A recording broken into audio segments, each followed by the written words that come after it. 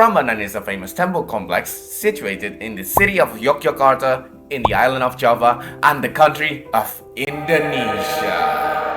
It is UNESCO certified, which means that this building is in UNESCO's World Heritage List along with the also well-known Borobudur Temple.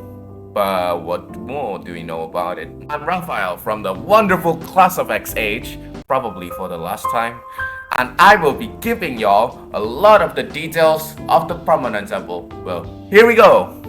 The Prambanan Temple complex are a series of around 240 temples approximately built in the 9th century. Because of these temples being so obsolete yet historical, the temples have been broken and renovated several times due to a lot of different things. The history of this complex of temples begins in a legend.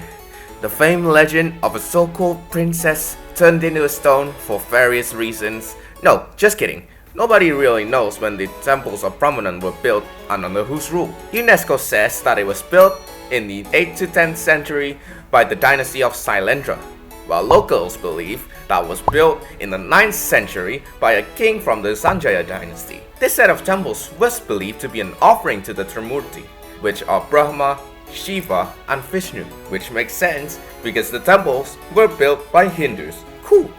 Sadly, it was abandoned for some time, at least according to Wikipedia.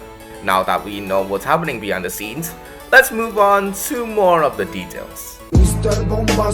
Enter 1733.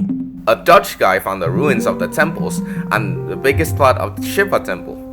Around 100 years later, people have started digging the heck out of the temples. Well, not just that. They also chopped up the grass surrounding the ruins and recollected parts of the ruins as well. As time goes on, people collected and regrouped more parts of the temples based on the various kinds of rocks they're made of. The Shiva temple was perfected in 1926 by Dehan and his underlings. 1932 came and Van Romon started to rebuild the Apit temples with his crew. The reconstruction was halted at 1942 during World War II. You get it? But they managed to get it done by 1953. Lots more time later, and here we are now, provided with the temples we all know today. Now that we've known how the temples were discovered and rebuilt, let's get into a simple overview of what Prambanan is used nowadays and my suggestion to promote it. Before we dive into this topic, I just want to state I've actually went to Prambanan before. Here's what I know about the place. 1. Prambanan is a tourist destination and a worshipping place for Hindus. You get the point. 2. There's a lot of stuff before you get to actually see the temples. There are souvenir shops, food stands, restaurants, and anything else galore for y'all to enjoy. Even cool events have been hosted here. 3. There's a time when Hindus from all over the world to worship their gods here. Oh, and it happens annually? I kind of forgot. But let's just move on. Now, what to do to promote the place? Oh, I know!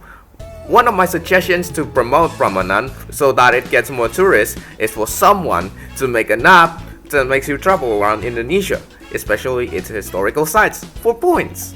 I know, this seems like a generic visit to win something app, but this would really make traveling fun in Indonesia. Well, am I right?